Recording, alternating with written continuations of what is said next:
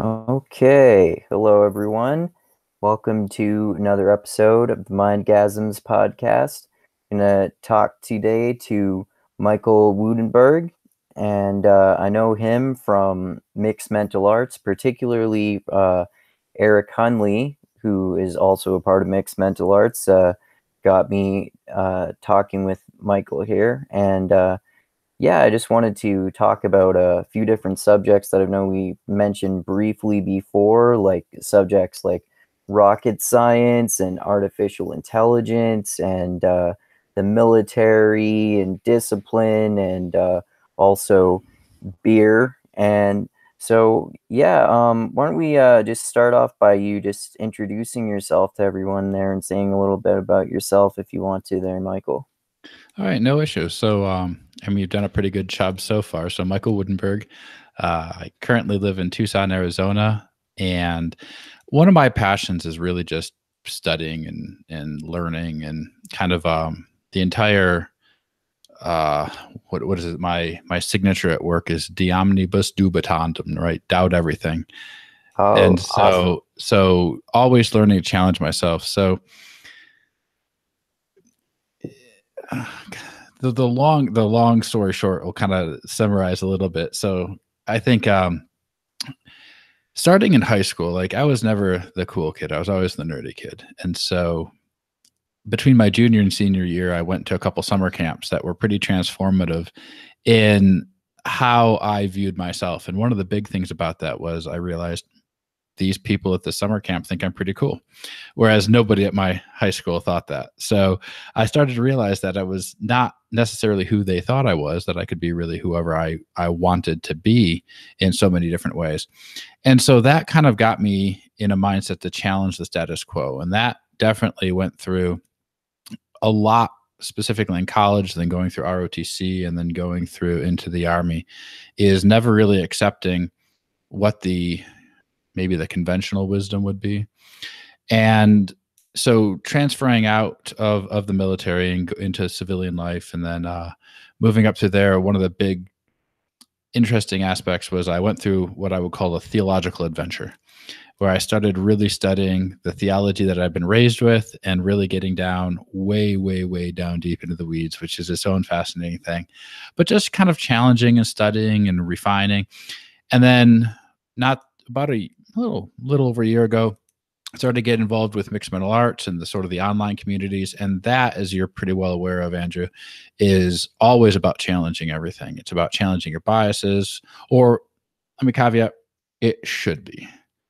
And so Yeah. there's a lot of times where you could see it doesn't. And so I've taken the tact that I'm probably not going to change anybody else's mind, but as long as I'm constantly challenging my own, then I can become better. And if I'm getting better, then that's really what matters. Not me about saving the world, but me about, basically saving myself from, staleness maybe.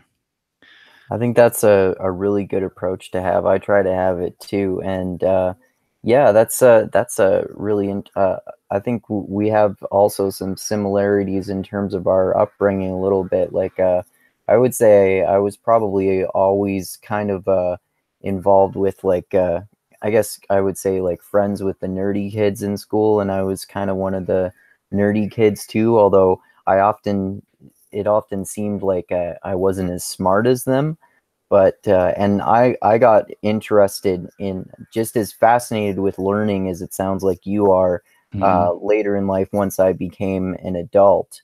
And yeah, so that's one thing that I love about mixed mental arts too, the shared desire to always just challenge your own ideas, and we're all just making each other smarter by discussing these, although it can get out of hand every once in a while for sure. But I think it's a good mindset to have too, to just attempt to focus on making sure that your own ideas don't get stale, and making sure that Right. you're always skeptical of your own opinions. And also, I'm curious, what was the theology that you were raised with that you started investigating more later on? So I was raised pretty much a non-denominational, but a little more conservative Christian. I wouldn't call it evangelical, but it was pretty mainstream by all rights and purposes. So my wife, on the other hand, had been raised Lutheran, which in some ways they kind of joke is called Catholic light. And so there was the theological adventure started right when we this is just kind of an interesting, if you're not aware, infant baptism. So, I mean, Lutherans believe in infant baptism, and growing up, most Protestant denominations, it's a mixed bag, but most of the time they believe in what they call believer's baptism. And so it was, I mean, we'd been going to a Lutheran church, and so we had our first child in 2013. And so the question came up, well, are you going to baptize her? Well, at that point in time, I'm like, well, not what I was raised with. This is what she was raised with. I'm not going to do it just because, tradition, right? So I ended up really digging in. And what was interesting is I came to find out, I mean, were you Christian in any way or from that background? Yeah, I was raised Christian too. My parents were ministers in the United Church, which is a Canadian kind of somewhat progressive Protestant denomination of Christianity. It's kind of like I believe, I don't remember all three, but it's kind of a combination of three different Protestant denominations of Christianity. Mm-hmm. I think one of them is generally Presbyterian. I don't remember what the other two are, but it's something like that. And in terms of baptism, for me, I believe both my brother and I were baptized as a part of my parents' theology. Right. So then let me ask you a question, because you'll be hopefully a good one on this one. Is baptism something, well, let me reframe this. When did baptism become a biblical sacrament? I'm really not sure. So then I'll just ask you to hazard a guess. Give you your gut feeling. When did baptism become something that in the Bible? Like when did it become a common practice in Christianity? Or do you mean like where does it happen in the Bible? Let's just say, when did it become a common practice? Okay. Let me see. If I had to guess, I'd say I kind of have a feeling that it's kind of a more recent practice, perhaps. So I don't know. Maybe it's only like several hundred years old at the most, or something like that. But I wouldn't be surprised if I'm completely wrong about that too. So it was a leading question, so I'll forgive you for because it was intended to try to get you to challenge a little bit of it. So the first time it's mentioned is with John the Baptist, which is pre-Christ, and so the main aspect is when Jesus goes down to I believe it's the Jordan River and gets baptized by John the Baptist, and you have the dove comes down and everything else, right? And so that's when I always thought that baptism was something like a New Testament sort of addition. And as I studied, it's actually as old as the Torah, all the way back to Exodus. The baptism is called a mikvah. And so it makes sense, though, when you think about it. You have all of these super legalistic Jews who are challenging Jesus on every single aspect, and yet nobody challenges this concept of walking down to a river and dunking yourself in and suddenly this baptism thing, right? In fact, thousands of Jews were being baptized. So I started looking into it, and yeah, baptism exists. In fact, if you go to convert to Judaism today, you will be baptized as part of that conversion. Oh, wow. I didn't realize that. That's interesting. So the baptism, the term baptism is from the Greek, not the Hebrew. So that gives you a little bit of a difference. But if you think about it, like basically John the Baptist is down there at the Jordan River per the prescribed rules of how the mikvah would work with, water flowing to the sea and all this other stuff, and was baptizing them saying, hey, because let me back up a second. The reason you would be baptized is, remember all those ritual cleanings in Exodus? So one of the things is if you were found to be sinful, one of the things that you would do is you would go and in part of your confession, you go wash yourself and prepare yourself to go to the temple to offer your sacrifice. So you'd have all these thousands of Jews coming down every day, or predominantly right before the Sabbath, to wash themselves as part of the repentance to be able to go to the temple to offer their sacrifices. And so John the Baptist is just down there saying, hey, don't do this for this old thing. Do this for, the coming of the Messiah. And so that was like Pandora's box opening right there, because you start going down that path and that path doesn't end. That path just keeps going and going and going. And so it was a fascinating study, especially going back and reading and finding out so much more about the Old Testament. And we tend to like, oh, there's the Old Testament and then there's the New Testament. And then, it was this big difference. They call it the, now I'm drawing a blank on the name. It will come to me. It's the dispensationalism. Oh, okay. So dispensationalism is the previous dispensation of the Old Testament and the current dispensation of the New Testament. Anyway, so we started studying the value of the Torah, and to kind of not, because this wasn't necessarily the topics you want to talk about. Well, part of the study, I ended up taking out of the Torah. We can talk about this as much as you want to. This is fascinating. Yeah. So the 613 mitzvah that's reckoned by I think it's Maimonides or somebody like that. Anyway, they came up with 613, which basically captures Exodus, Leviticus, Deuteronomy. So as you get into it, so there's the 613. So I said, okay, so the classic thing within Christianity is that the law was provided to prove that we couldn't follow it and it was too burdensome and that we needed a savior, i.e. Jesus, to come and save us from our sins. Okay, but I've been studying the Torah and I'm like, it's really not that hard. It really isn't. So I actually broke it down. I said, okay, out of the 613 mitzvah, which ones apply to us? So, okay, we're not Levites, so the Levitical code doesn't necessarily apply. Most of us don't live in the nation of Israel, so some of those don't apply. The temple no longer exists, so some of those don't apply. But you end up with like, maybe 500. So, okay, out of those 500 that do currently apply, what is currently required by law? Like, okay, thou shalt not murder, steal, rape, all these other things. Okay, that took out almost half. Like, we're already by law required to follow half of it. So I said, okay, what's required by church rules? So these are things like some of the sabbatical, like your Sabbath and things like that. And then I said, okay, what's required by cultural expectations?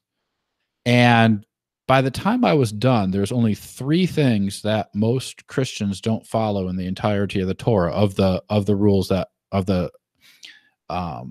directives that apply. Those are a 7th-day Sabbath, or I should specify the 7th-day Sabbath, which some people get persnickety about, but the fact is we've changed the calendar so many times, but in the last 2,000 years, we don't even know when the 7th day is. So I'll give them credit that most Christians follow a 7th-day Sabbath. So I'll give them half a credit for that one. The second one is the biblical feast days, which are actually a beautiful thing when you actually study them, because the biblical feast days line up with the story of Jesus very well. In the spring feast, you have Passover, then you have the Feast of Unleavened Bread, then First Fruit, then Shavuot or Pentecost, and in the fall, you have Feast of Trumpets, the Day of Atonement, Yom Kippur, and the Feast of Tabernacles. And I apologize; it's actually been a while since I've worked this through my brain, so I'm chewing on this. So those are the biblical feast days. Now we, by and large, ignore all of those, and yet we replace them with what are very pagan feast days. The Feast of Ishtar, or, Easter and Yule, and all these other things that go with it. Now, I'll even give Christians half a point of credit for following what they think are the appropriate days: Jesus' birthday, his death and resurrection, and some others. I'll actually give them half a point for that one. And then the third thing that they don't follow in the Torah is eating clean. But then again, eating clean, we eat clean on almost everything except for fish and pig. So of the mammals, it's the pork. Of the fish, it's shrimp, shellfish, things of that nature, and then some of the bottom feeders, catfish and things like that. So, but when you study why those things were possibly unclean, it makes sense because pork is an omnivore. They don't sweat; their toxins go into their stuff. They're pretty disgusting. If you ever go to a third world country and look at a pig. The other aspect is in the shellfish. I remember back in high school biology, they tossed a bunch of clams into an aquarium, poured a whole bunch of sewage into the aquarium, and then the next day we came back and the aquarium was clean. Where'd all the sewage go? Well, those clams filtered it out. So yummy clam chowder. Anyway, so the whole point is, though, out of the three things that we Christians by and large don't follow out of the Torah, they follow half of a seventh-day Sabbath. They follow not the, but that's pedantic. They follow feast days or the holidays, but not the ones in the Bible. And they eat mostly biblically clean except for pork and shrimp cocktail.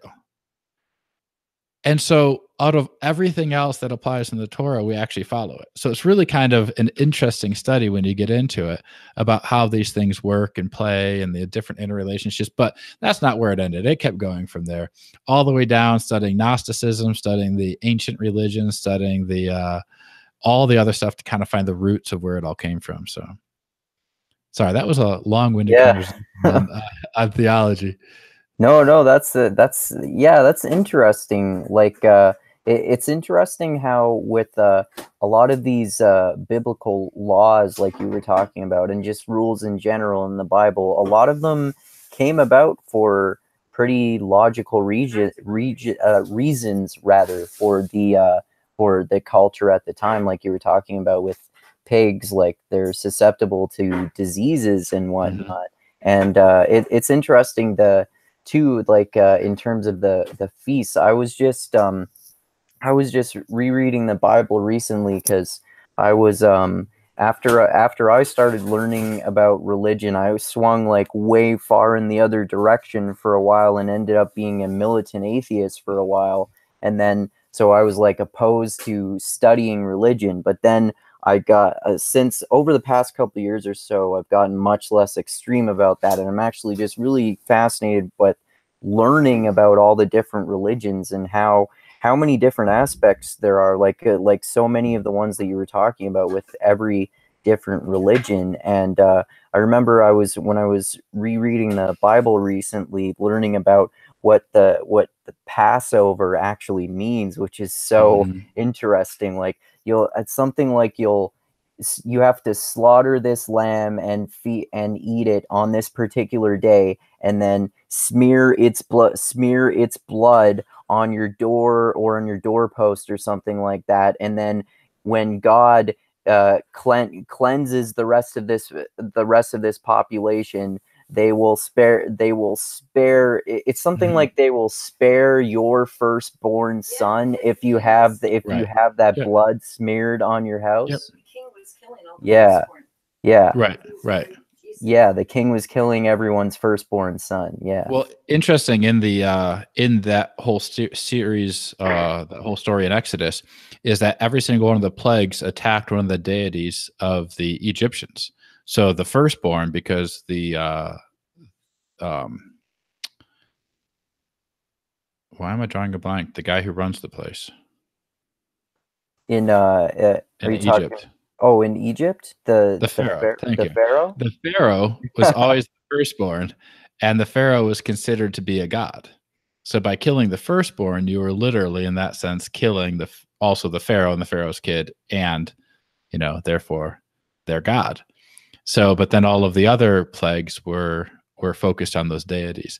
So it's actually interesting because, the Apostle Paul talks about Jesus as being the Passover lamb, right? Basically sacrificed so that you don't have to die.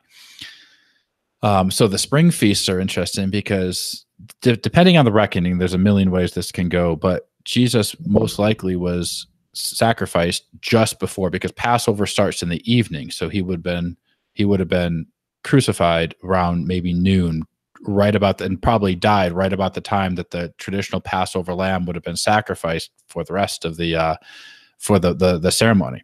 Then it goes into the feast of unleavened bread, and unleavened bread represents sinlessness.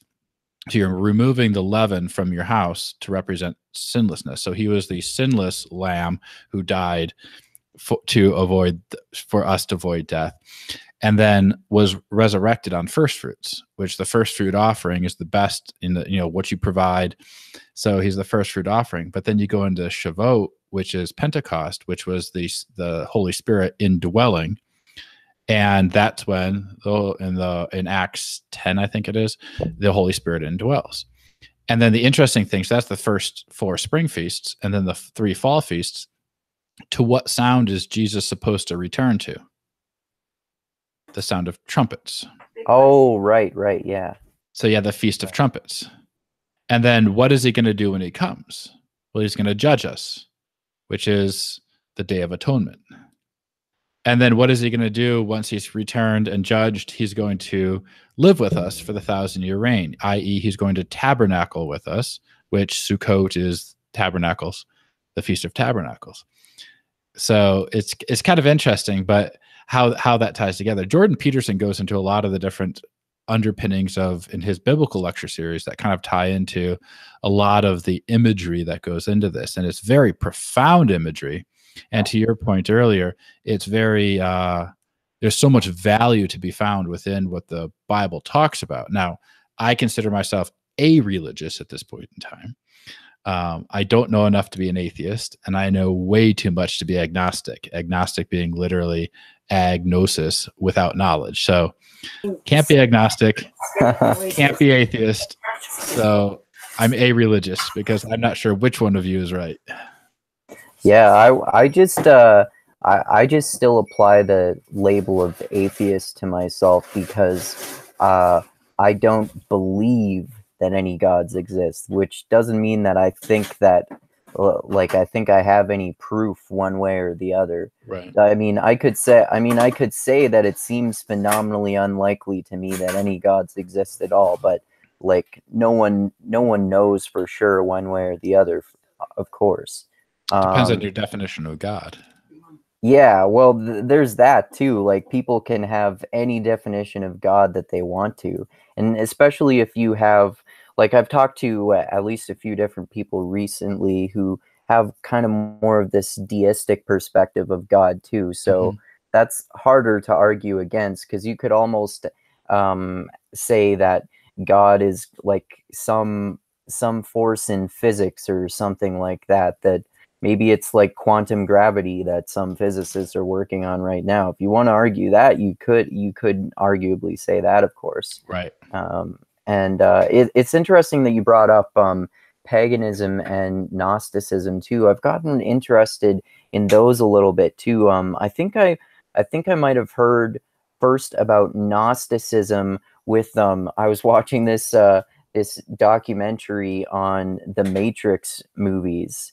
And it was talking about how there's some really interesting Christian theology, especially from a Gnostic Christianity perspective, in the terms of having almost more of a Buddhist or Hinduist kind of perspective in terms of modern perceptions of Christianity, in terms of there being this Jesus figure in Neo, and then he having his evil opposite that are necessary opposites for the universe to prosper, and then they're always trying to balance each other out, but they're always necessary for each other, and that kind of perspective on it. And it's interesting too, in terms of paganism, how many how Christianity adopted some pagan traditions and stuff like that.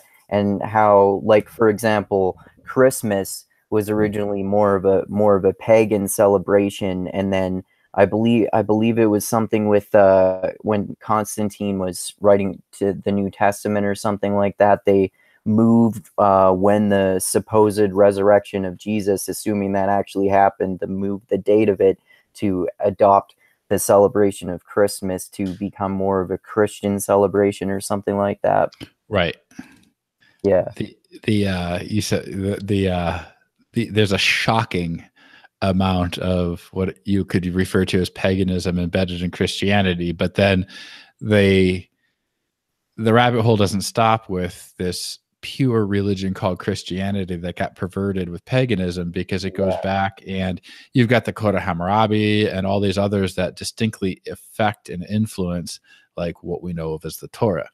Yes, that Code of Hammurabi, is it Babylonian or Sumerian?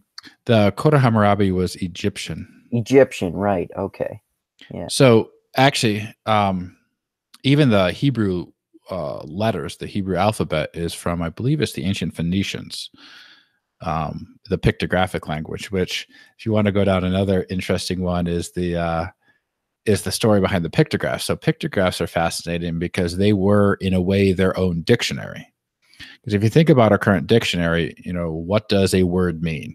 You go to this book, you open it up, you find the word, and you find a whole bunch of words to describe what that one word means. And then you pick out one of those words, go to the dictionary, and you find a whole nother bunch of words for what that word means. But at a certain point in time, you're kind of stuck because you have words defining words.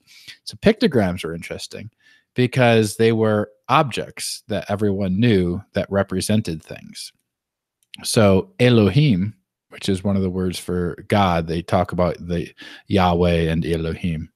Yahweh is typically translated as the Lord, and Elohim is, God. So, Yahweh Elohim would have been the Lord your God. Anyway, Elohim is the basis is El. Now, El is actually a Mesopotamian god, but Elohim was represented in the pictographs as a ox and a staff. Now, the staff is also used as a yoke because you tie the staff to the other ox, and so the idea there was that you were yoking yourself to great power, the ox being the great power and the yoke. And so, when Jesus talks about, pick up your yoke or yoke yourself to me and things like that, the imagery carries through. So, it's interesting how in modern language, if a guy is like really jacked, you can say that he looks yoked. Yeah, because it's it's a strength sort of a thing. I've never actually heard the term jack dude being yoked, but I have to look that one up. Oh, you haven't heard that before? No, yeah, no. But I've heard that just as one of the like slang phrases that people use to describe like a jacked guy, and it's interesting because it's used to express someone who shows physical power in the way that you were just saying. Yeah, that'd be interesting. I'd have to look into that one. So Elohim is an ox and a yoke, let's just say. So in Exodus, Moses goes up to the mountain. He's gone for a couple days, and suddenly the Israelites are like, let's make ourselves an idol. Let's make a golden calf. Or Aaron comes up and says, well, we'll give me your gold. We'll make you a golden calf. And when you read that story, you're like, wait a second. You have literally, like a week ago, been saved from the Egyptians. You watched Moses. Well, actually, God spoke to you from the mountain. Now you watch Moses up there, and the mountain's covered in lightning's flashing and everything else. And you haven't even been alone that long. And suddenly you're going to be like, yeah, make me an idol. Like, that makes sense. Except until you realize, because Aaron says, behold, this is, with the idol, with the golden calf, behold, this is the Lord your God who brought you out of Egypt. But it's a golden calf. And you're like, this is pretty blatant paganism. Why would you have done this? Except Elohim is an ox and a staff. So what they created with the golden calf was a diminutive form of an ox. So to the best of their knowledge, they actually created the first crucifix, if you will. Oh, okay. So they created their representation of what their God was. But in a diminutive form, not in the full form.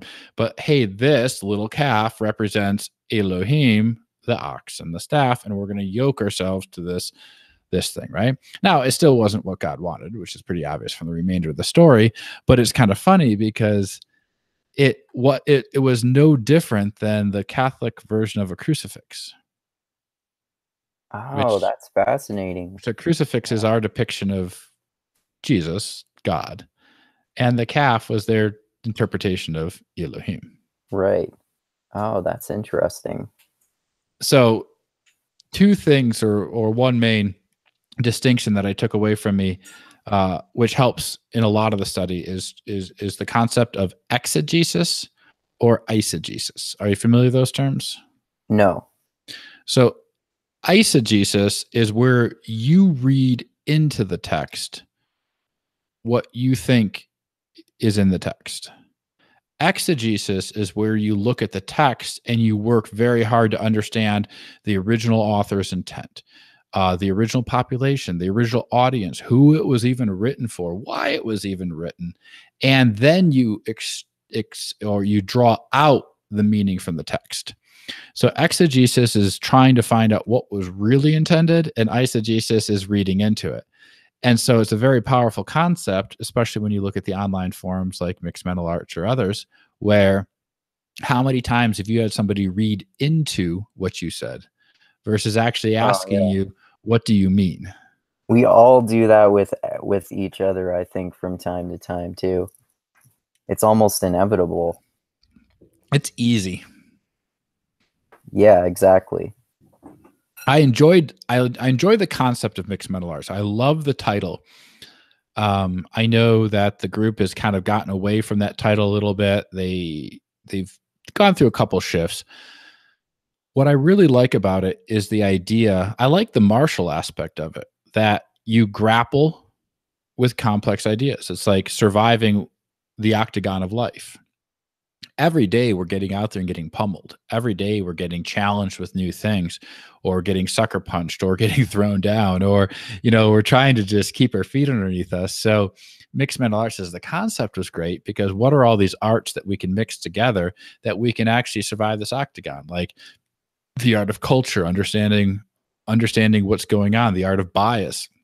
How are we biased? What are our biases? What is thinking fast versus thinking slow?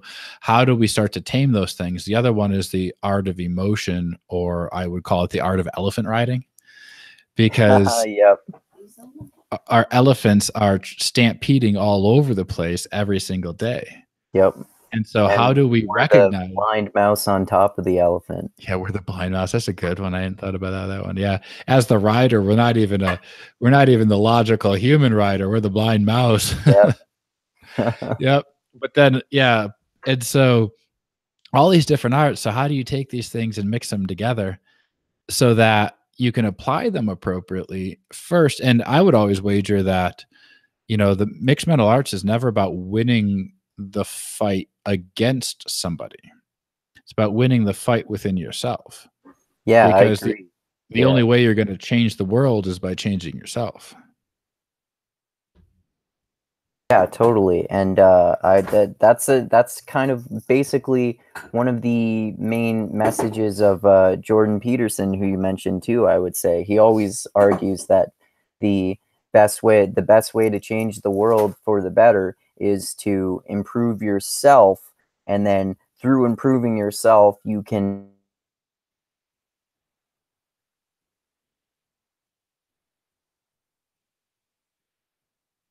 if you focus on self-improvement, then you can become more of an inspiration to those people around you. Then the people around you can perhaps also become inspirational people, or maybe they're inspirational people already and they continue to be inspirational people. Right. And then you follow that advice that a lot of people know about surrounding yourself with people who are positive influences on you, because the 5 people you surround yourself with the most and interact with the most are the people who influence you the most. So it's a great thing in that way, I think.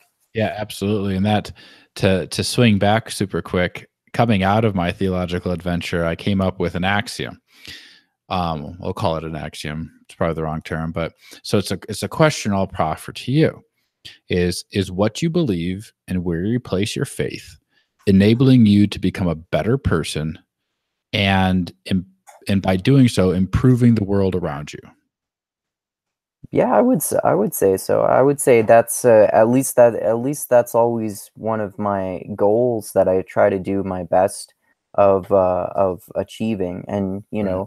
just interacting with people who I find admirable, and also are always they're often like even more obsessed with learning and self-improvement than I am, and I think that we all kind of feed off each other in the way in a way, and kind of and try to inspire other people to do the same thing, because like the more people do that, the more they can help inspire us to keep doing what we're doing, and that Right. we can all help each other out that way, I would say. And then I'd say then your theology is correct. And I don't Yeah, need to debate your theology. I don't even need to yeah, talk about it, as long as it's enabling you to be better, and in doing so, applying yeah, positive energy to the world around you. It's the, you know, love the Lord your God and love your neighbor as yourself sort of construct, right? yeah, So I don't actually have to debate theology with you. I have no need to prove you wrong, as long as you are in fact adding positive energy to the world around you. yeah. I mean, uh, I wouldn't say I'm not sure I would put it in the language of like theology and faith, but I know what you mean. I mean, like Mhm. my like building your with the idea of kind of like building your own personal religion, and surrounding yourself with people like Yep. friends and family members who you could say that you have faith in them because you trust them, and that Right. kind of thing, for Right. sure. Well, and Yeah, that kind of positive energy conversation, because you want to talk about leadership, is a great segue. yeah. Is what is leadership but the skillful use of energy? Yeah, that's a good way of putting it. Why don't you elaborate on that more? That's an interesting concept. So there's a term that I've heard numerous times. I actually wrote in our internal blog network at where I work. I wrote a series on this one, but it was this idea of either leading or influencing without authority. And I would hear it either way, like, oh man, this is a great way to influence without authority, or this is a great way to lead without authority. And I'm like, what on earth are you even talking about? And because fundamentally, you can't do anything without authority. So the question is, where do you get it? And so, as a leader, and anything you're trying to do, whether you're trying to influence, a new idea, or you're actually leading people, you're trying to do something differently, right? So, even going back to the military, people like to think the military is this great, like you have this like God-given power that you can, hey, lieutenant, no, Yeah. lieutenants are mocked more than, it's like the old joke. What's the difference between a lieutenant and a private first class? What? Private first class has been promoted twice. So it's those sort of things. It's like, but even then, like there is no like uber authority that comes with it, because your soldiers are intelligent people and know how to deal with bad leadership. So, um, so how do I get, so that goes back to another axiom. Two things I took with me from the military were my decisions of life and death consequences, and my soldiers are armed and know how to deal with bad leadership. So my rank can only carry me so far. My hierarchical authority that's bestowed on me only gets me so far. So go to the civilian side. When you sign on to join a company, you agree with, by joining that company, to cede a certain amount of authority to that company. Now that company then cedes that authority out to certain levels of management. And so there's certain, expectations and things like that. And I think we all know what the baseline expectations are. And it's pretty nominal, like show up to work on time, do what you're told. So if I'm a leader and I need to get something more done, how do I do that? I can't lean on my hierarchical authority because I really don't have much. So I have to look at you, Andrew, if you're working for me, and figure out what motivates you. How do I get in tune with you? And how do I get you? Because I only have a certain amount of energy that I can specifically apply to the situation. So how do I get more of your energy into the situation? And more so, how do I make sure that your energy is appropriately directed at the right thing. I'm sure we've all worked for someone who were like, I think we call them moron on a mission, where they're going 90 miles an hour the wrong way. Yeah. So how do you get their energy directed? How do you get all of these little, all these little tiny spots of energy, how do you get them all directed so that they actually affect something that actually needs to be moved? And so that's where I say leadership is the skillful use of energy, because it's about realizing that you're not going to do it on your own, and that you need to harvest all of the opportunity energy that resides in your employees and get it all directed, motivated, and engaged to achieve the outcome you want. Oh yeah, that's I love that, the sound of that approach. It kind of reminds me of the way that Jocko Willink talks about leadership, who I think we might have briefly discussed earlier. But yeah, he just has that sort of mindset too, where it's not like leading with authority doesn't seem like a very effective idea for leaders, and it's more like you were just saying, like figuring out how that person, what that type of person is, and how they interact with people, and what the most effective way is to lead them and to get them to do what you want them to do. Right. So like sometimes, maybe depending on the person, maybe you'll want to cater to their ego or something and say something like, I'm having this problem, could you help me figure this out by doing this, this, and this, instead of just saying, do this for me, or something like that. And that's it's interesting too that we have that you brought up, that we have this idea of leadership in Western culture, I think, where it seems more predominant that we look at leaders as like special, and they have like these magical powers, and we should just listen to them and just respect their authority, as Cartman would say. And it's interesting because I just watched, I don't know if you do you listen to Dan Carlin's Hardcore History podcast? Once in a while. Yeah, he just released this new episode. It was like it's kind of about the history of Japan in a way, and he was getting into at one point the cultural difference between the mindset towards leadership between the Western notion and like the Japanese, the Asian notion, particularly the Japanese one. He was talking about how with the Japanese soldiers had more of this mindset that is this kind of more effective one, in my opinion, that you're talking about, where they have this idea that they should respect the authority of their leaders, but only to a certain point. And if they start making really bad decisions with disastrous consequences, particularly if they're getting soldiers killed or something like that, then they should not listen to their leaders. And they even go so far as to be okay with killing their leaders if they do something bad. So it's like even more of an extreme idea than that. So now imagine how your leadership style changes if you have that threat hanging over your head. Exactly. Yeah. So if I do something wrong, I could get myself killed. So I want to, and you know, in the end, you kind of do. So whether it's just willful compliance or passive aggressiveness, or there's many ways that, if especially in the civilian world, that that a soldier can, or a employee can still, you know, quote unquote, shoot you in the ass. I want to address one thing that you said, though, is that I don't believe you can lead at all without authority. Now, the question is, where do you derive it? And that's where we were getting at. Is it from the hierarchy? Then you're going to fail. If you figure out how to get that authority from the people who are following you, it's kind of like this old story, like, you know, some old lady gets up in this, you know, in this crowd and just starts dancing, just dancing like a maniac. And everyone's kind of looking at her funny. Then suddenly another person steps up and starts dancing with her. And then soon a couple more people, a couple more people, a couple more people. And pretty soon the entire crowd is dancing.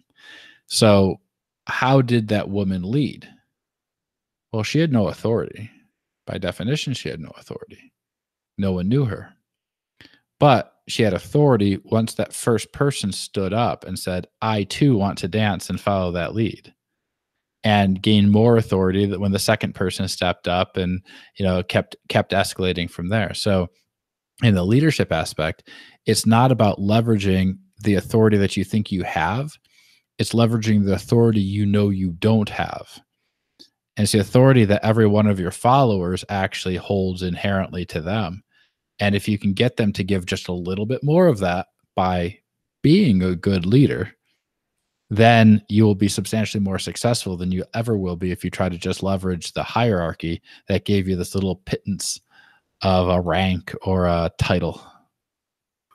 Yeah. Oh, yeah. That's a really interesting way to put that. Like you can challenge the status quo in a sense, and you can just lead by example. Then you can have people follow you just in a more natural way, just based on you being more charismatic or something like that, I would say, right? Well, charisma is an element. So there's another term that they talk about a lot in the literature, I'll say, called servant leadership. And I think it's an oxymoron. I think if you're not a servant while you're leading, then you're not a leader. So I maybe I'm a little biased. I think we have a pretty simple term called leadership. And leadership implies the fact that you can't just go roughshod over everybody, and you actually have to take care of the people who are following you. I think that's what a leader is. But it's interesting because I found a trend, and I'll call them the leadership fallacies, but you could also flip them around and call them kind of just employee truisms. So we'll flip them on the fallacy side for this discussion. So there's 3 fallacies that leadership likes to tell themselves about how they lead or how they should lead. The first one is that the people doing the work will naturally perform at the highest level possible. I've heard it stated in this one that if they find value in it, they'll keep doing it. So this is a great new process. So I do a lot of process improvement work, right? So this is a great new process. And if they find value in it, they'll keep doing it. And so I always turn around and say, well, how many people in America know the value of diet and exercise? Exactly. Yeah. And how hard is diet and exercise? Yeah. I'm a former Army Ranger. Diet and exercise. I mean, I know this stuff inside and out. I teach it. I've taught physical training. I've taught diets and exercise and all this other stuff, right?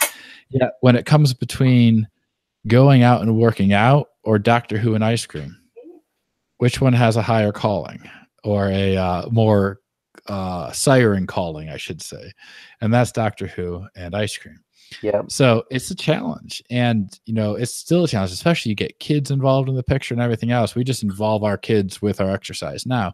But I mean, sorry, getting off track. Moral of the story is diet and exercise is not easy, and nobody denies the value of it, because fundamentally we are all victim to the second law of thermodynamics, which is entropy.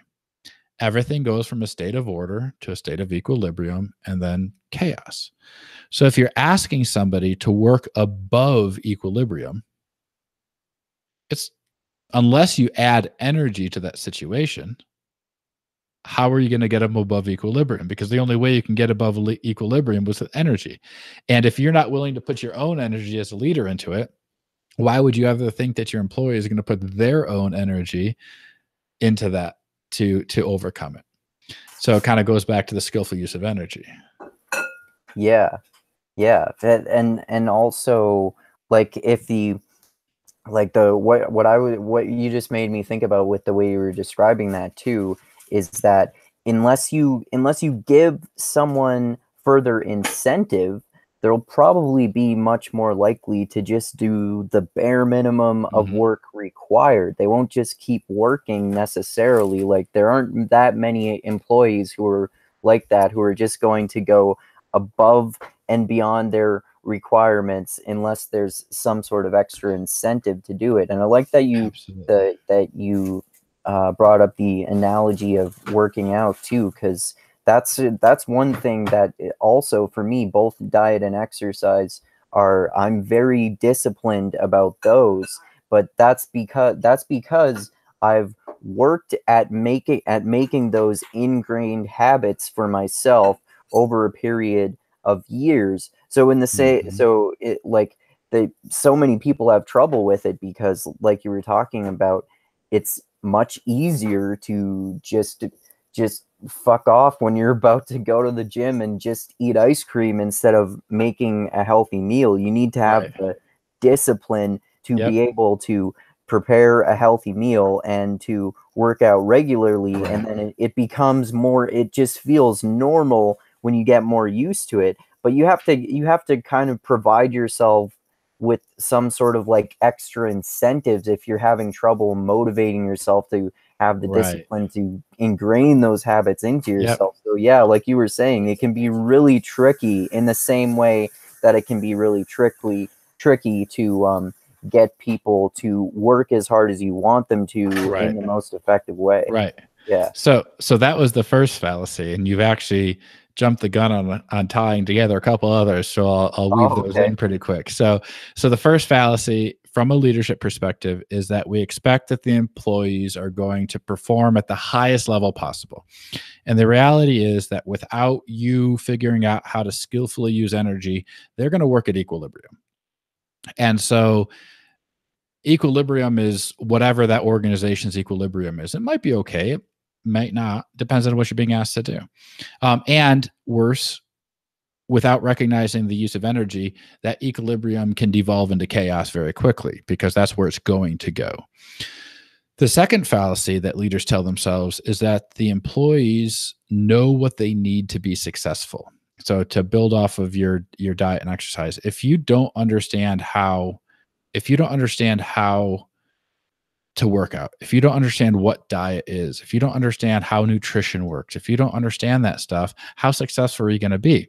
The same way at work, I can't just go give my person a challenging task and expect them to violate entropy and expect that they already know what they need to be successful. They're like, well, we have smart people. We don't want to insult them. It's a simple question like, hey, dude, do you know about this? Like, let me help you. And then that ties immediately into the third one, which is accountability. Leaders, a fallacy is that we have accountability. And what we have by and large is reactive accountability. I mean, think about it from like a policing perspective. The police go out there and they arrest people. That's not proactive, that's reactive, right? Proactive is where you get people involved so that those people never become on a criminal venture to begin with. Right? There's no motivation to get into that realm. So from a proactive opportunity, I don't ever want to punish an employee for not doing something. I want to enable them to be successful at it long before they would ever get to that failure point. And part of that accountability proactively, and this is where I think defines leadership. It's really easy to be reactive. It's very, very, very hard to be proactive. To be able to anticipate where the failure points are, to be able to look at these things and understand, how do I enable them? How do I empower them? How do I support them? How do I give them a task and then check up before it's to a point where they're going to get in trouble?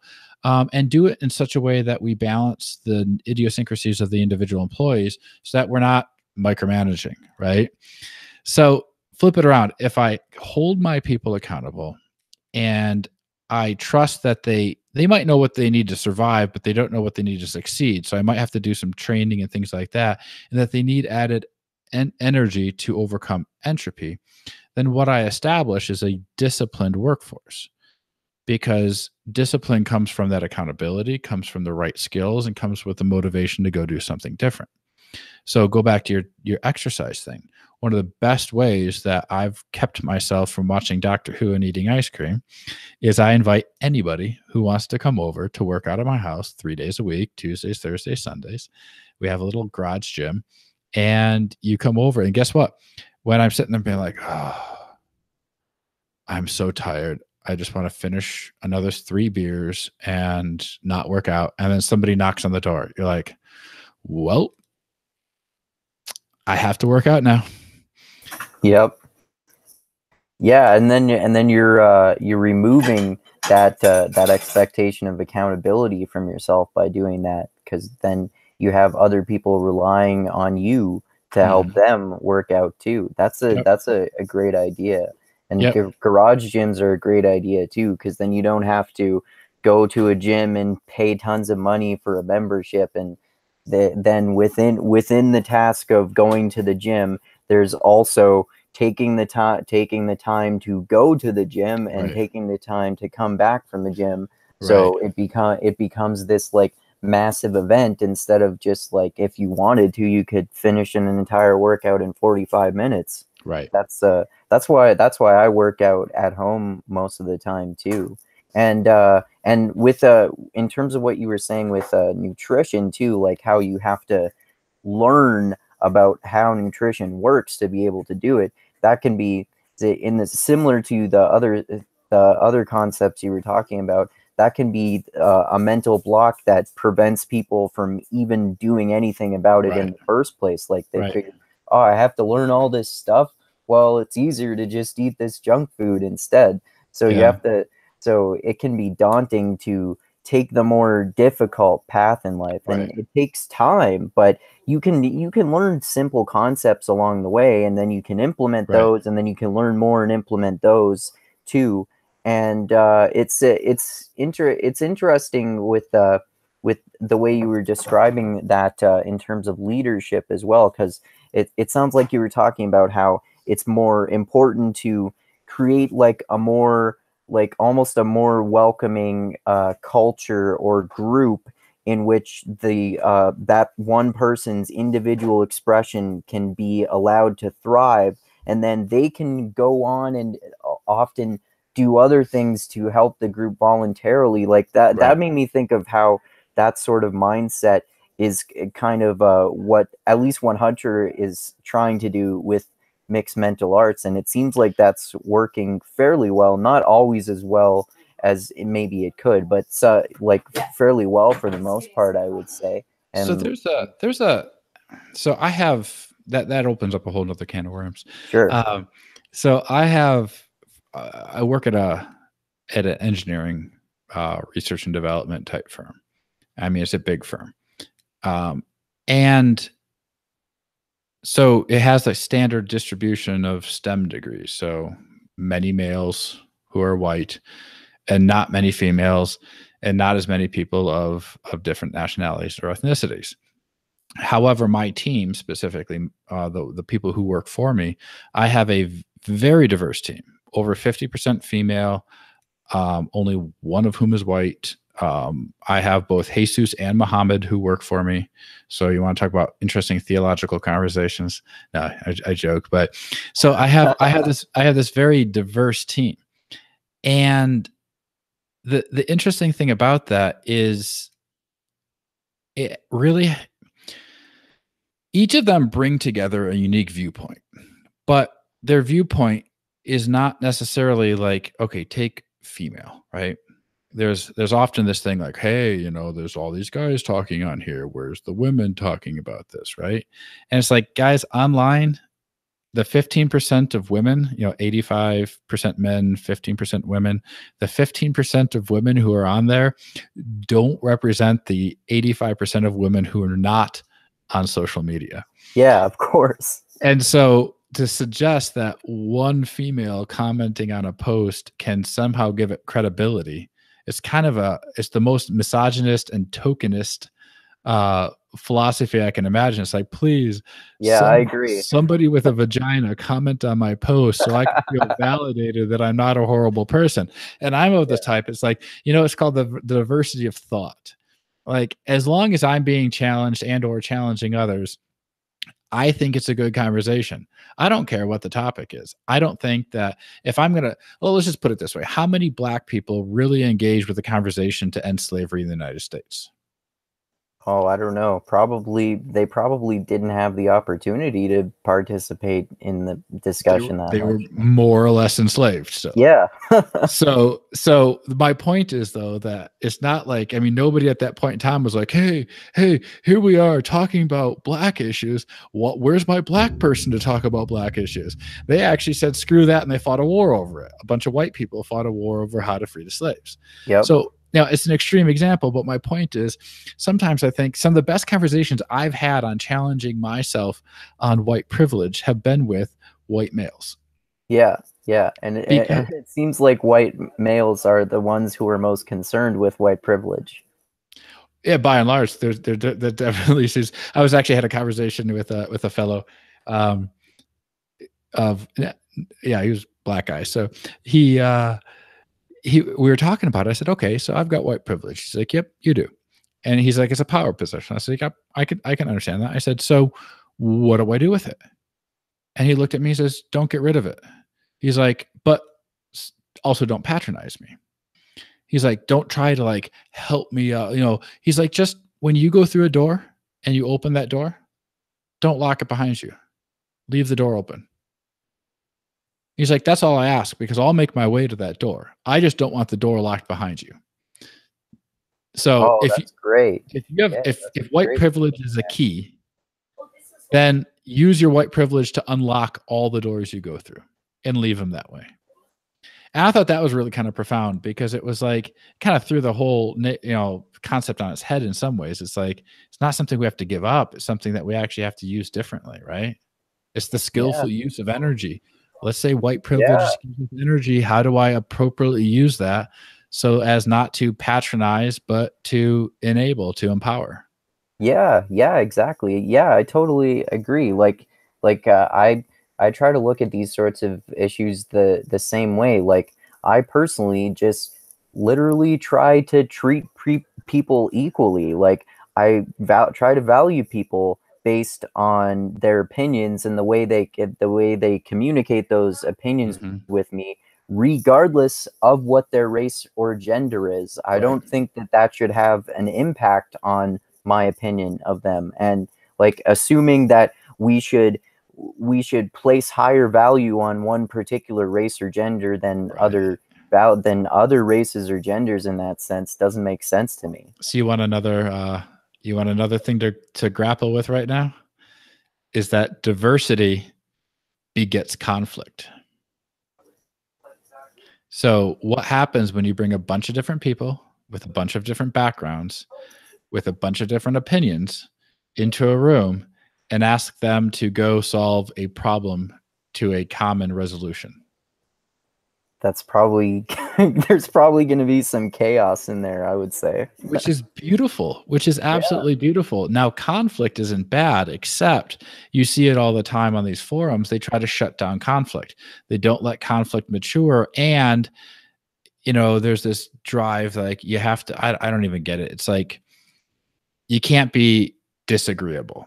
And I was talking to another good friend of mine. He's from Belize, big, my size, big dreads, everything else. And we were talking about it. He's like, agreeableness is the death of diversity. Because if you don't actually allow the conflict to happen, and if everyone agrees, then do you actually have diversity? All you have is different backgrounds and skin colors and genitalia, but you actually don't have diversity. You have agreeableness. So if you want diversity, you have to enable and motivate disagreeableness and conflict. Yeah, I think that's an important point. Like discussing differences of opinion and then coming to a place where you can accept different people's opinions because you understand where they're coming from. I think that's a lot more important than just having everyone agree on something, because you can, like you were just saying, you can have diversity of people but all agreeing on the same opinion. This is you reminded me of basically almost exactly what Jonathan Haidt talks about when he talks about this, about how one of the problems with the radical leftists today, and not to say that people on the right are not a problem, of course, but that they think that everyone should just fall in line with the same way of thinking. But then if you don't have and this is one thing that both Jonathan Haidt and Jordan Peterson talk about. Like, you need liberals and conservatives and libertarians and all of these people to have a productive society. You need to have all these people because they have their own biases, but their biases balance each other out because these people are biased about these things. They make good points about this, but then these other people over here do a really good job of challenging them about this, and then so on and so forth. So it's much more effective to, like you were saying, have that productive chaos where you're figuring out these problems. Yeah, absolutely. And so I think that was, to bring it kind of around to, I had mentioned earlier on mixed mental arts, was I like the idea of, the martial aspect of mixed mental arts. I mean, mixed martial arts, mixed mental arts. So you're grappling with complex ideas, and you know what? You're going to get punched in the nose. You're going to get roundhouse kicked. You're going to get a shot to the kidneys, maybe. You're going to get tapped out on some of these things, right? And you're going to have to go back, and you don't have to necessarily admit you were defeated or wrong. You just have to go back and figure out, well, how the heck you just got tapped out there, because there's something to learn from it. Now, the issue that I had is that, so a little over a year ago, it was mixed mental arts. And then they started transitioning from the octagon of ideas to idea sex. And it became, so it was kind of a little bit of both, but then it was like, so I had written one of the posts in there about how idea sex leads to idea me too. Because the expectation went from, we're going to step into a ring and kind of grapple with this stuff, to, I'm going to flop my idea dick out on the table and you're going to fillet it. And so you'd have these people putting out these horrible ideas on things. You're just like, that's just illogical and dumb. It's a dick pic idea. And when you laugh and you'd point and you'd be like, that's a flaccid, tiny dick pic. They get all offended because they were expecting idea sex. And so, and then what happened is you get idea me too, where I was told a couple times, like, well, you're turning away idea sex partners. And I'm like, good. The same way I do regular sex partners in my day-to-day life, because I'm picky with who I want to idea fuck. You mean you don't think that Caitlyn Jenner is beautiful and attractive, for example?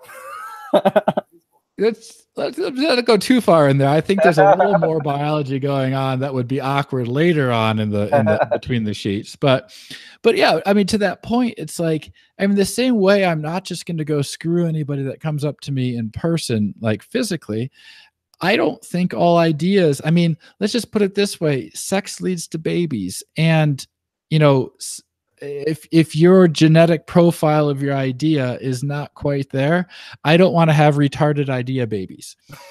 So, but the problem is it stopped the grappling. So there was a point in time for a couple months where it was like, it felt like I'd step into the ring and there'd be a guy in a leisure suit, playing Barry Manilow, and you're like, okay, I'm not sure what sort of, like, maybe we're going into something like what is the WWE or WWF or whatever it is. It's like, I don't know, maybe this is your act. And so I'd haul off and cock them in the nose, and then they'd all be offended because, well, I'm playing Barry Manilow and I'm wearing a leisure suit. So why aren't we having idea sex? It's like, because that was a dumb idea. So I'm just gonna punch that one a little bit and see what happens. But you see what happens though? It's kind of an interesting thing, because what happened in idea sex was the death of that diversity, because they expected that everything was going to turn out into, a pleasurable outcome, and diversity does not always lead to a pleasurable outcome. I can't tell you the number of times with a team of people who work for me, I have been in uncomfortable situations where I have realized that I am totally wrong, and that I need to take somebody who's brand new and use their idea, right? But it's not pleasurable. It takes a good deal of grappling with those ideas to realize that I just got tapped out by this better idea. I said 3 times. Yeah. And so the disagreeableness of diversity is a powerful thing. And I appreciate disagreeableness because it means that you're not probably trying to lie to me to make me feel good if you're willing to be disagreeable. It means you're probably being honest. It means you probably care. And it means you're probably not just trying to get along in a swinger party. Or the swinger party of ideas anyway, right? That's interesting the way you were describing that. Yeah, I think to me, I think it's kind of like there's kind of like a delicate balance that you always have to achieve to a sense with like kind of a balance between grappling with ideas and on one end, and maybe idea sex on the other end. Like I think that you should always be grappling with these ideas, but maybe I mean I'm not anywhere near aware of this debate as you are, but it maybe part of the appeal to idea sex as opposed to grappling with ideas is more like that when you look at ideas as grappling, it can be, you can have this mindset sometimes, not necessarily you personally, but people in general, they can get carried away and get like overly aggressive with the way they express those ideas. So maybe idea sex is more of like a friendly way of looking at it. But so but also like I was saying earlier too, like you can disagree with people, and I agree it's important to like value some ideas more than others, because obviously everyone feels that way anyway, but you can accept them too. But it's like that kind of like that analogy that I use, like in real sex and real life, you will discriminate against other people, but like because I don't find men to be attractive does not mean that I have any problem whatsoever with gay people, for example. So I mean, like I kind of see both sides of it, but I see where you're coming from. Yeah. And I think, and I used a bit of hyperbole in that conversation. So, and you're absolutely right. There's a balance between the two. In real life, I mean, I'm married, I have 3 kids, so you can imagine, how those came about. So the point though is that there is a balance in there, and there's a balance of that discrimination of making sure you're doing it for the right reasons. In the same way, I'm not going to go do mixed martial arts with just anybody, right? Or work out with just anybody, or everything that I do, I am discriminatory on in that sense. Like, I laugh. People are like, well, discrimination is bad. I say, I discriminate all the time. It's why I'm wearing only 1 pair of underwear, because I had a choice of 14. I want to wear the Superman ones today. I made a conscious decision of which ones I was going to wear. So yeah, there is a balance on there. Decisions without discriminating, in a sense. Yeah. Right. And I think the problem is what the expectation is. It's where the expectations are misaligned. Where if you're expecting that it's a swinger party or expecting that it's an octagon, there's going to be somebody who feels awkward man out, right? That doesn't really jive too well. But with the diversity, the benefit of the disagreeableness, and I don't mean, when I say disagreeableness, I'm not talking about being an asshole. Yeah, I'm talking about like willing to stand for what your opinion is on the topic and why it matters. And so rule number 1 that I tell my team is don't be disprovable. So when you're going to bring something forward, don't be blatantly disprovable on it, right? Don't say the sky is green. Expect that assertion is going to be challenged, right? Don't expect someone's just going to jump on that and do idea sex to it. It's probably more like an octagon idea in that sense, right? But yeah, so one of the things that you said, talking about homosexuality or all these different expectations, right? And that's a very valid point. And one of the things that I tell my team, because it's a very diverse team, is that unspoken expectations are guaranteed to be violated.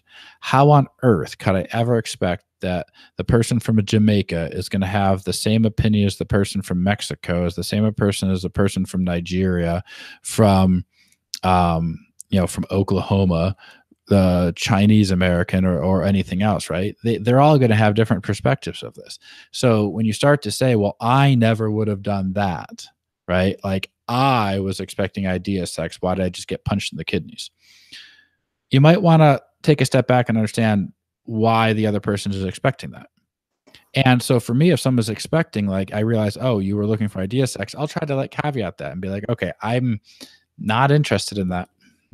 And also in idea sex, just like in real sex, sometimes things happen that you regret. Maybe you'll wake up the next day and realize, oh, I should have not have had sex with that person. Yeah, I typically I've had good luck in both my personal physical sex life as well as my metaphorical idea sex life to have avoided those consequences. And a lot of that is not in so many ways is not expecting that the goal isn't to get laid, right? The goal is more about the longer term relationship that you have with that person. Yeah. And then the idea sex comes with that. I was thinking more of like my early 20s when I used to drink more than I do now. Yeah, right. Alcohol is one hell of an inhibitor. Yeah. Speaking of which, I brew my own beer, and I know that was a topic you wanted to Yes. get into. So. Yes. So I brew on average, about one beer a month. I think, what is it, the last 7 years? I'm closing in on having crafted 100 beers. So I'm trying to figure out what to do for my 100th. But I've got some repeats in there. One of my, what I would call my flagship brew is an India Pale Lager, which I have on tap right now, which is a phenomenal. It's like an IPA, but lagered. So it's a nice crisp, a lot of dry hops. So a lot more of the floral hops, not terribly over bitter and pretty well balanced. And then I've been playing around with hard ciders. So I also make ginger beer. Now that's not beer. I don't count that one towards my repertoire. It's a ginger soda. I use it for Moscow mules. I've had some of that before. Yeah, so I've got 5 gallons of ginger beer on tap. Oh, okay. But I found that with one of my hard ciders, if I pour about maybe 80% cider and then 20% of the ginger beer, the pretty dang good cider. Oh, that sounds interesting. Ginger cider. So cool. But yeah, I've got myself a pretty nice setup, and I've literally spent nothing on it. Well, I take that back. I've spent a lot of money on it, but I've also sold a lot of things and gotten all my money back. So maybe the right thing is it's not that I haven't spent money on it, it's that I've gotten my money back from it. So I started off with an original kit, upgraded. When I upgraded to all grain, I sold off a bunch of my original kit and paid for most of the upgrade. Also, the upgrade came with things I didn't need, like a kegerator, like a little Danby keg and some other stuff. So I sold that stuff off and paid for that upgrade. And then when I bought the latest system, I got a screaming deal on it. And by selling off my original all grain system, I managed to pay for my upgrade. So I've got like $5,000 worth of brewing equipment that I haven't paid anything for, or I should say I've recouped all my money on. Oh, wow. Awesome. So that's the power of Craigslist. Haven't turned a paperclip into a Porsche, but you know, I've got all my brewing equipment for free.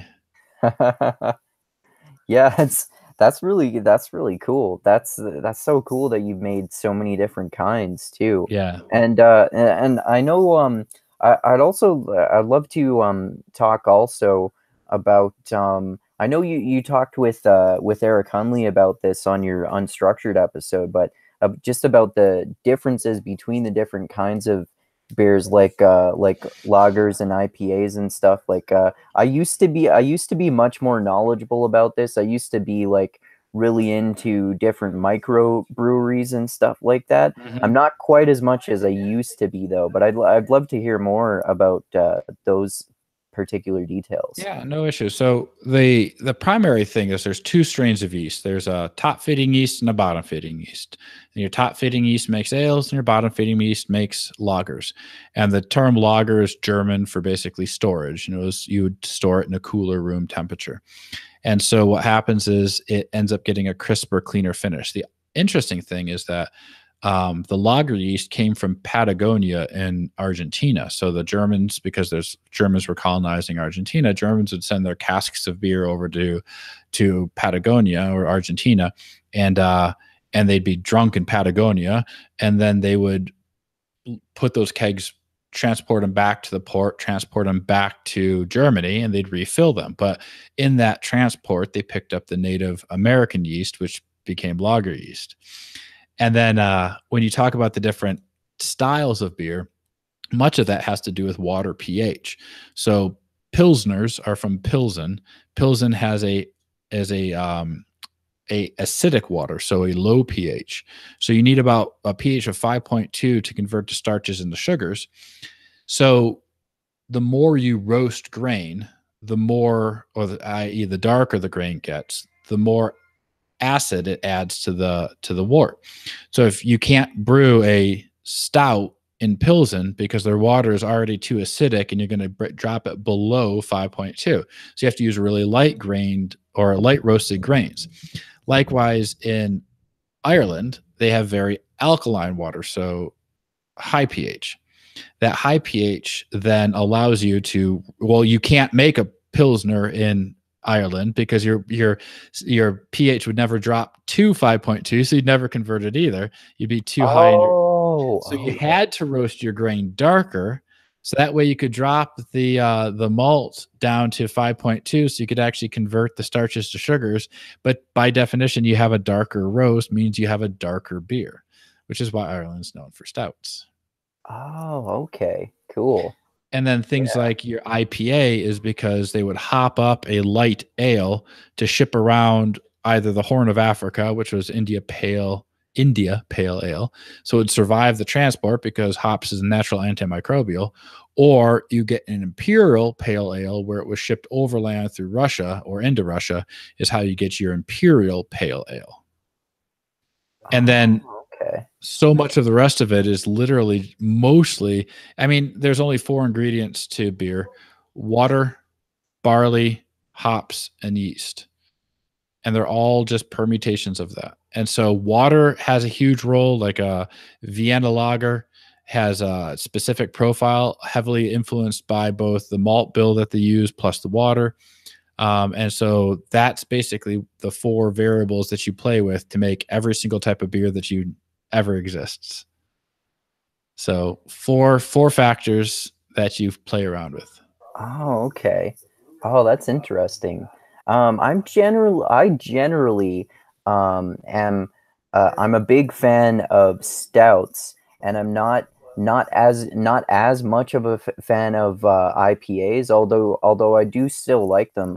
Is it true that the darker beers, more like the stouts, actually tend to have a lower alcohol content than the lighter beers like the IPAs? It depends. Okay. So Guinness is one of the lightest beers on the market that you can buy as a standard beer. Right. Even though it actually is kind of light. Like having brewed my own and tasting a Guinness, I used to think it was like so dark it was like a meal in a can, like in college. And now I'm like, actually, it's pretty thin. And so what makes the beer alcoholic, or more or less alcoholic, I should say, is the amount of sugar that you ferment. And so the sugar comes from your grain bill. So you can have a very heavy stout that will knock your pants off, 10% ABV and up, but that's because you just stuck a ton of grain in it. And you can have a very light stout like a Guinness, which is like 3.5% maybe. And the same way, you get like a double IPA should be a much larger hop bill or hop bill, and to offset that, a much larger grain bill. Similarly, in the Belgian type beers, you've got a Saisons and then you have your doubles and triples. Now, triple is a ridiculous amount of grain bill. It's like a 10% beer because it's got so much grain in it, i.e. so much sugar in it, that you've got a ton of alcohol. So you can do that for light beers. You can do that for dark beers. You can do that for any beer in between. It's just how you play the variable of how much sugar you add, and then how do you balance out the other variables that go with that. Oh, okay. That's interesting. So it's more about the ratio between those two ingredients there. Yeah. That's Alcohol is purely a ratio of, or not even a ratio. Alcohol purely is how much grain you put in. Put in a lot of grain, it's a lot of sugar. A lot of sugar ferments into a lot of alcohol. You put a little bit of grain, you get a little bit of sugar. A little bit of sugar ferments into less alcohol. Oh, okay. So it's even more simple than I just. And then okay. The only thing left is yeast, hops, and water is just going to give you flavor profile. Now I'll amend that slightly. So like a barley wine needs a different type of yeast to be able to ferment at the higher alcohol content. So sometimes you'll brew with a normal beer yeast, and then you'll finish it with like a champagne yeast, which is a pretty neutral. There's like no different flavors from that. So to give you an example of how much effect yeast has is, I mean, it's actually pretty incredible how much effect yeast has. Like for a saison, like a saison that you brew yourself, if you just went out and bought a brew kit for a saison, it's mostly going to contain the kitchen cabinet and spices to, you know, coriander and orange peel and cinnamon and all these other things. But the saison that I've currently got on tap that I brew is just, there's no other spice. There's a little black pepper, just a touch of black pepper, but the flavor profile comes from using saison yeast, which gives it a lot of those spice characteristics, as well as using the hops. So I use, everything's skipping my brain right now. What's Japanese? It's a Japanese hops. What is it called? Anyway, it gives it a really kind of a very interesting spice profile on it, which is pretty good. So I don't use anything but a touch of black pepper and then barley, water, yeast, and hops. Okay. So what's a saison exactly? I've never heard of that one before. So the Belgian family of beers, and I don't know the pure history of this. The Belgian family of beers typically have a much more fruity, spicy type profile, but they also like to be fermented at warmer temperatures. So they can survive an 75 to 80 degree fermentation, whereas most beers like a 65 to 70 degree fermentation. Otherwise you start getting some off flavors from your yeast and everything else. The saisons appreciate a little bit of a warmer, so they're more of a summer brew. So what is it that allows them to be more fermented? So yeast converts sugar into alcohol. And so it's just the strain of yeast. So a wine yeast can convert up to like 13, 14% alcohol.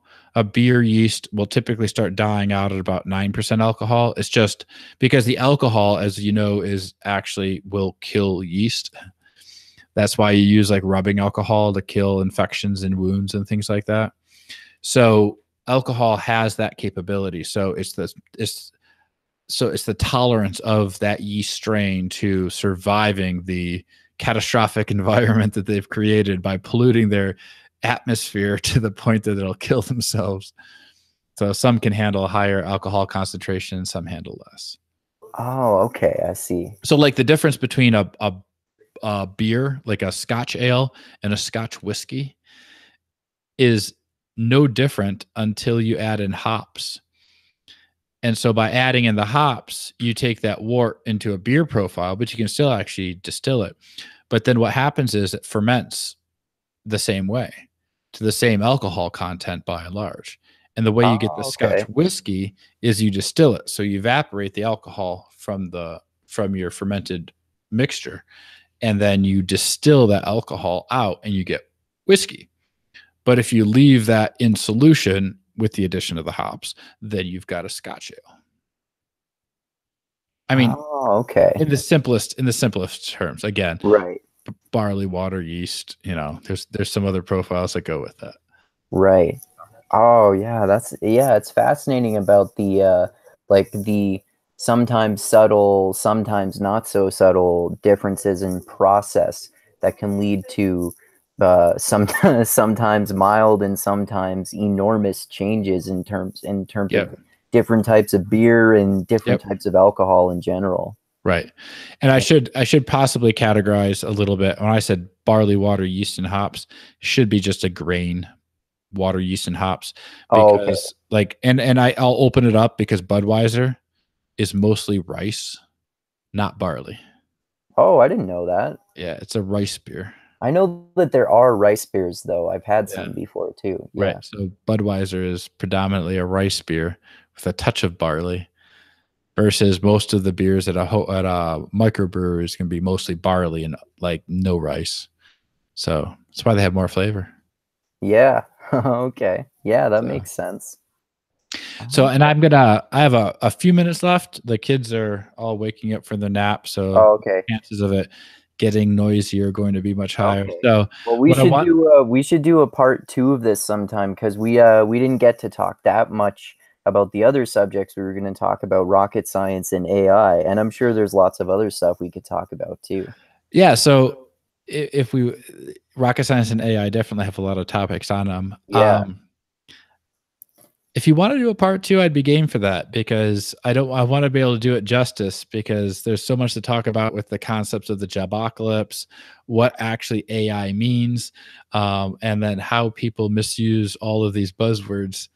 So it's not quite what you hear about isn't quite what it actually is. So maybe that would be a good second half. And another area to explore with AI too, which I've learned about more, I guess more within the past year or so, is that it's almost like there are different ideologies in terms of AI. Like you can have the Nick Bostrom super intelligence mindset, like more of these doomsday scenarios for how AI is going to turn out, or you can have more of like on the complete opposite end of the spectrum. You can have more of like the people who are in the singularity and believe in that kind of mindset for it. So yeah, those would be really interesting to talk about. I think if you're opening up to that level, I think that definitely deserves another entire podcast, because there's too many nuances to go into there. So do you have any follow-up questions you wanted on what we did cover? No, I think this is a good start, at least. I mean, I'm sure I'll think of other questions, and I'm sure we'll talk about all of these topics a lot more too. Yeah, for sure. I've been looking forward to it. So sure. So yeah, I'll just say all the things that I like to say at the end of all of my videos here, and then if you have any plugs for anything you're working on or anything like that, you can just give those. Sound good? Sounds perfect. All right.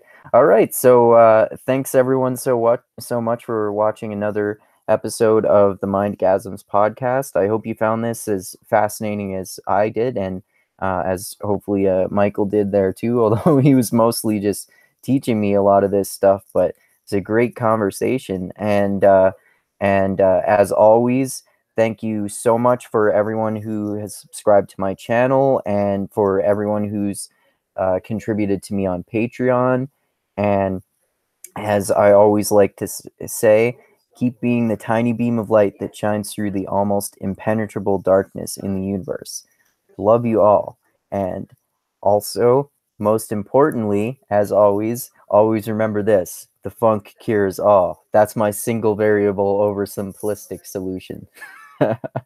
So you got any plugs or anything there? I actually don't. I'm not out to sell anything. No books, no podcasts, no movies. It's just life. Good conversations in life. All right. Well, yeah. Thanks so much for talking again. And yeah, I'm looking forward to talking again, man. This was a great conversation. Yeah, let's definitely set something up in the future. We AI and machine learning and rocket science all has. There's another rabbit hole to go down. So exactly. Yeah. All right. Well, thanks so much for talking, and thanks so everyone so much for watching.